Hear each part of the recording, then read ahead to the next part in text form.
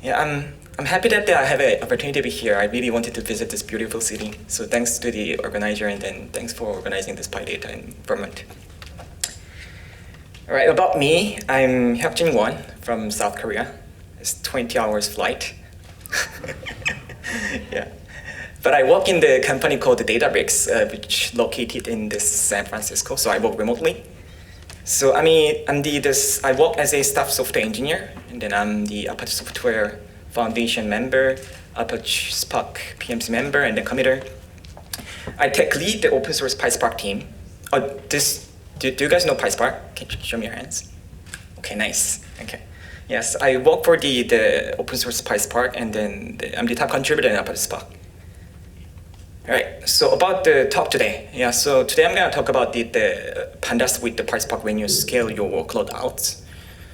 So let's get it started. All right, so this is the agenda today. So the first two, we have some like Pandas friends in the PySpark. So I'll talk about that. And then lastly, I will talk about the dependency management. So when you, for instance, execute the Python UDF, then sometimes it's difficult to control the dependencies in the distributed environment, right? You gotta make sure that every node to have the same dependencies. I'll talk about that. All right, so the Pandas is pretty famous, right? You learn it in school, and then it's used everywhere, like data analysis or machine learning. Like it's used everywhere. But there's one problem in Pandas. Things that you cannot scale it out. So you have three options. The first thing is that you just throw into the bigger machine and then just see if it works. Or you can downsample your data, and then you can perform the analysis against on that. But the last option is that they switch to the distributed data framework, which I'm going to talk about. And the people tend to choose PySpark, when they distribute. I'm sure this is the first they heard when they try to distribute things. So I'll just briefly explain the Spark in like overview, just in case you guys don't know like much about how it works. So this is the overview of the Spark architecture. So there's a driver. You can think that it's just manager who managing the task, and then assign some task to other team members. And then those worker executors, you can think that they're team members. So they're actual people who do the actual task. And then there's a worker and executor, right? You can think that the worker and executor, like people sitting on the chair, and then the team member is sitting on the chair and waiting for the task from manager.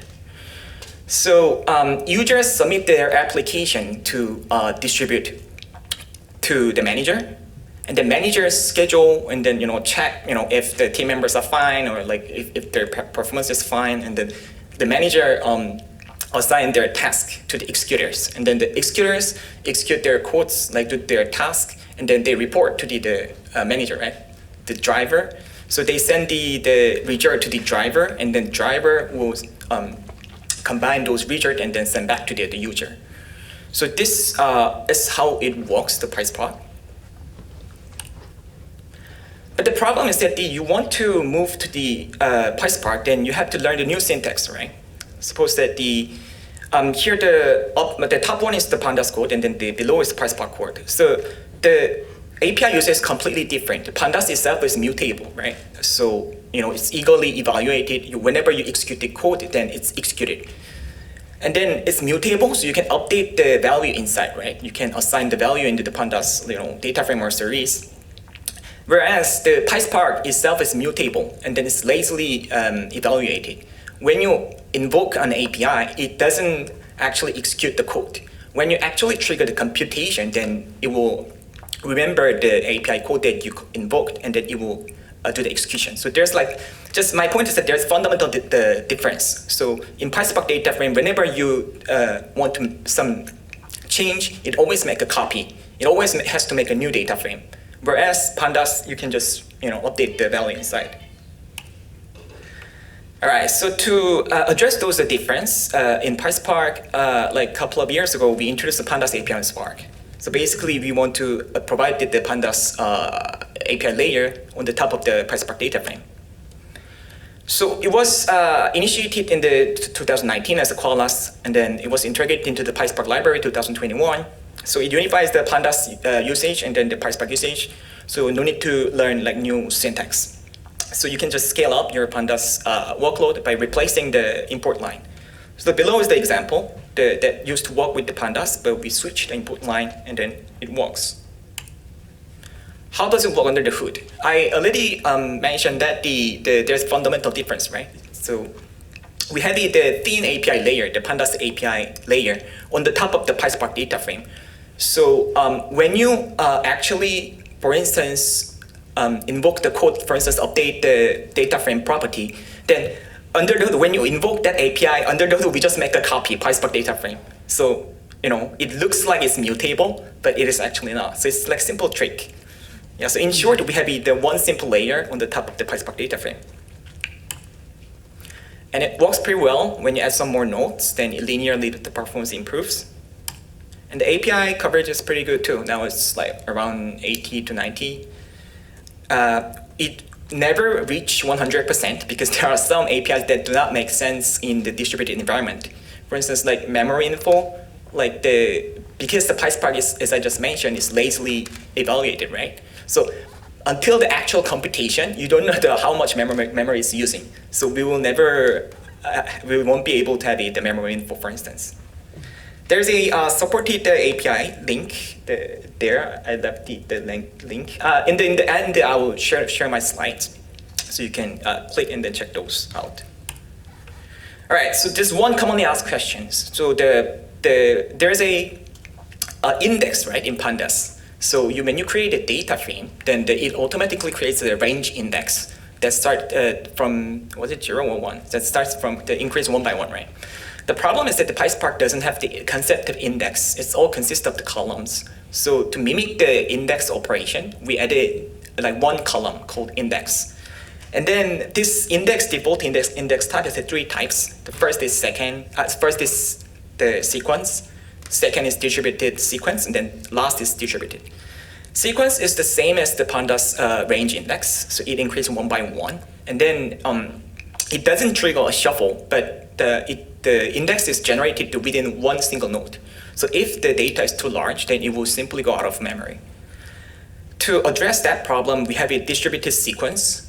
It also increases one by one, but it triggers full shuffle to generate those index. But it's fully distributed, so although there's a bit of overhead, but it works. Last one is the distributed. It does not increase one by one. It's just monotonically increase. So the values are not deterministic. So if your Pandas workloads do not rely on the index operation, then this should be most performant. All right, so should I learn PySpark or Pandas API and Spark? If you know the Pandas already, then you want to just scale out your data in the easiest way, then I would suggest you try Pandas API and Spark. If you're interested in the learning PySpark itself, like you want to use like structured streaming or machine learning, then I would say you should learn PySpark. All right, so I just talked about the Pandas API and Spark, right? We have another friend, the Pandas UDF and the Pandas Function API. And then, so the Pandas API on Spark is that on the top of the PySpark data frame, right? This is within PySpark data frame, and then it allows you to interact with the native Pandas instance. So suppose that you already have the third-party integration that only works Pandas native instance, then you better choose the Pandas UDF Function API.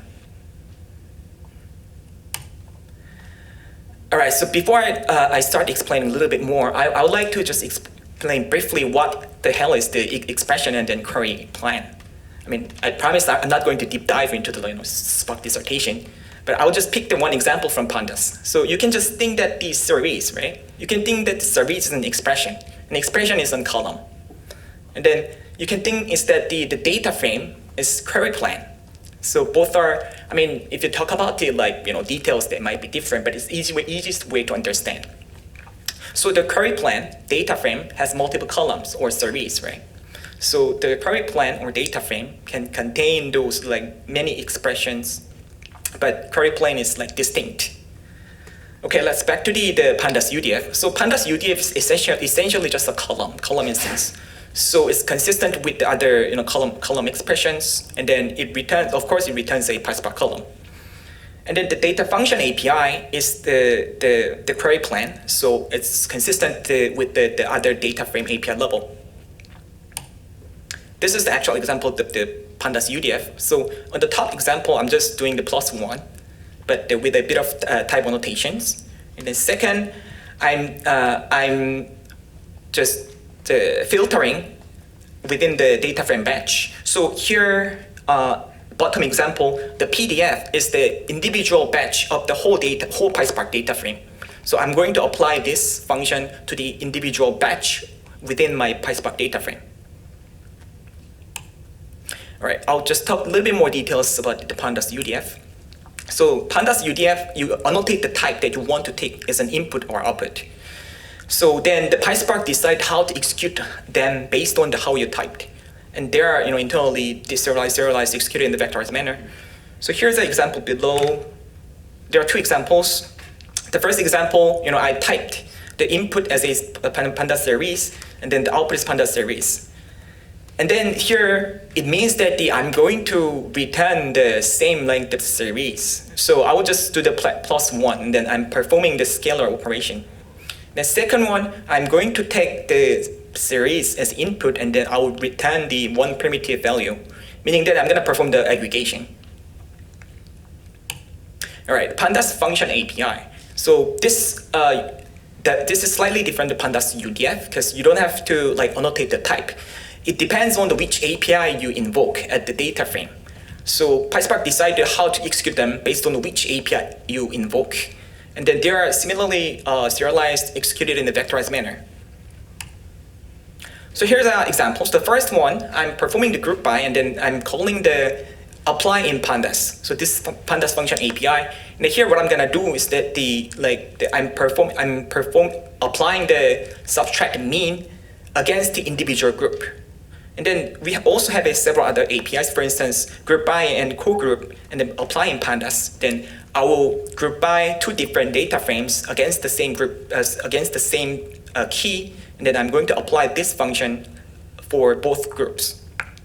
Last one is the map in Pandas. As I just mentioned just now, it will just apply the function against with the batch in the PySpark data frame.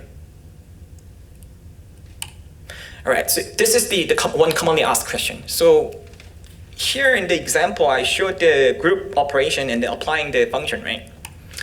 When you apply the grouping Pandas function API, the whole group has to present in the memory. So if the one group is very big or data is skewed, then it will simply go out of memory. So this is one of the most commonly asked questions. And then this is actually SQL technique. So you can sort it. So meaning that you can add one hash column, and then you perform the aggregation against the hash column first. And then you perform another aggregation against the original key that you wanted to group by on. So this is partial aggregation technique. So in this way, you can reduce the size of the group, and then that will reduce that will avoid the out of memory. So this is actual code. So suppose that I have the group by call and then apply in Pandas, right? Below, I just added the one hash column, and then I group by with that once, applied my function, and then I group by key. Yeah, in this way, you can avoid the very large group in the memory. Let's talk a little bit about the debug and performance. So how to debug the implementation errors? I make sure it works in single node first before you're trying in the Spark out, because the same function has to work in local first. If you're using the iterator models like the map in Pandas, then you better use the nested function and then make sure that each functions are unit tested properly. Otherwise, the PySpark has its own debugging features, for instance, remote debugging or memory profiler, Python profilers. And then we added in the Spark 4, we added the more runtime profilers. So you better leverage that. And make sure your functions are optimized, right? Because do not excessively use the for loop, because recently, now, most of the libraries support the vectorized operation. For instance, NumPy, you +1, and then you'll be vectorized, right? And make sure your data is properly partitioned, evenly distributed.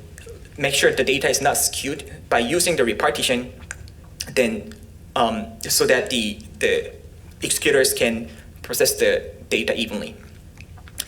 Use Spark UI to debug performance issues. Add a print in your function, and then you can go to the job stage tab, and then you'll be shown in the standard error. All right, so last one, I would like to talk about the dependency management. This is actually pretty important because it's difficult to ensure every node has the same dependencies to run your Python codes, right? I'll talk about the classic Spark first. The classic Spark, we have the APIs, for instance, add py file or add files. But the problem is that the existing approach of dependency management in the Spark is that they are like close to scoped. So you add the dependencies, and then all users, all sessions, everybody can access to that. Meaning that you cannot have different versions. For instance, you want to like run this with different version, that with different version, cannot do because it's close to scoped. So everything is, everything will conflict if you want to use different versions. And then static, once you edit, then you cannot change. To overcome this problem, we decided to leverage Spark Connect. The Spark Connect is like, again, I don't want to go to like very details, but just you can just think this is a very thin API layer that we added in the Spark recently. So it's exactly same API layer with the PySpark data frame, and then we just decoupled the Spark driver. We separated the API layer from the existing Spark driver. So you can just think that it's just like very thin API layer. It's just for the server and client architecture. So this Spark Connect, in short, support the session-based state management. So I mean, you don't need to what is Spark Connect very detailed right now. But what I wanted to say is that Spark Connect support the session state management. So with this, you can have the session scoped dependency. And it will avoid the user conflict. For instance, the user A can add a like different Pandas version. User B, session B can add the like different set of the dependency because they do not conflict. If you want to create a new set of the dependency, it's dynamic. You can just drop the session B and it will be automatically removed, and then you will just create a session C again with the different set of the dependency. So the API we use here is add artifact. This is only available with the Spark Connect. And then this was, for Python, it was introduced from the Spark 3.5. So the API is called add artifact. So you can add py files or like the archive files. The archive file is like the tar file. So they will be automatically untarred. And then py files, they will be automatically added to the Python path. And then you can also add the arbitrary files. For Scala API, just in case you guys are interested in, it was added to Apache Spark 3.4, and then the usage is exactly the same. But it will add the jars and then class files and the Maven coordinates. All right, so I will just go through the very simple template that does the bit of dependency management. So here you just create the Spark session, and then second, add the files that you would like to add. So here you set the file to true, then you will add the arbitrary files. You set the py file true, then the files you edited will be automatically added into the Python path. So you won't need to deal with the Python path. And lastly, the archive file, you add the tar or zip file, and then they will be automatically untarred in the current working directory of the UDF execution.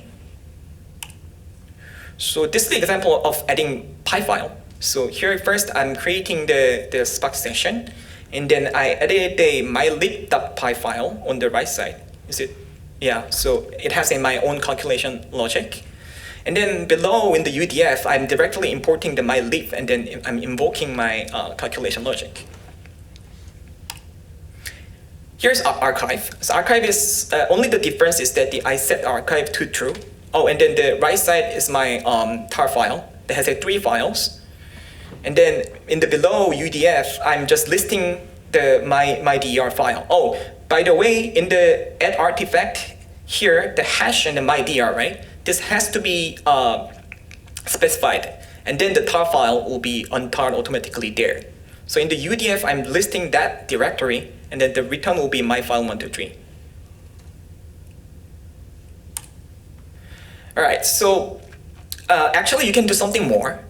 You can just pack the current conda environment into a tar file, and then you can just untar into workers, and then you can just pack everything that within your conda environment, and then you can do some like runtime dependency management.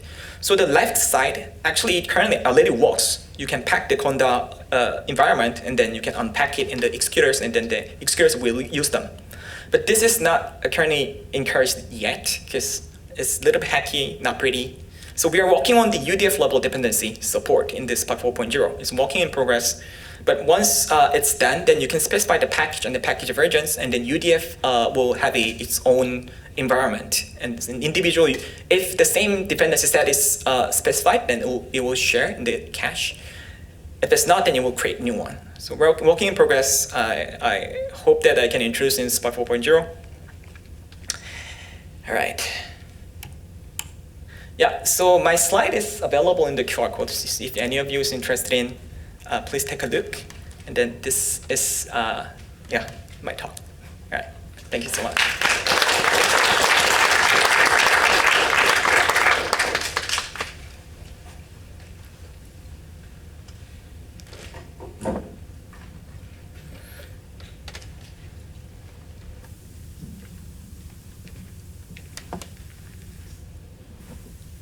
Can you speak to how you got involved with Spark and Apache originally? What is this? Sorry? How you got involved with Spark? How you got involved? Yeah. How did you start working on Spark? How did I working on Spark? How did you start? How did I start? Yeah. It's a little bit. In short, I just had a chance to work on related to project with the third-party company before when I worked in the South company Korea, and then I found that wow, look at this is very interesting. I can learn a lot of things, and then I can apply the things that I learned to my product in my company. So that's basically how I started the Apache Spark, and then I continue doing that a few years, and then the Databricks and then other companies hey, why don't you interview, and then the interview went very badly, but I always record it, right? It's went very well. Yeah. Cool, thank you. All right.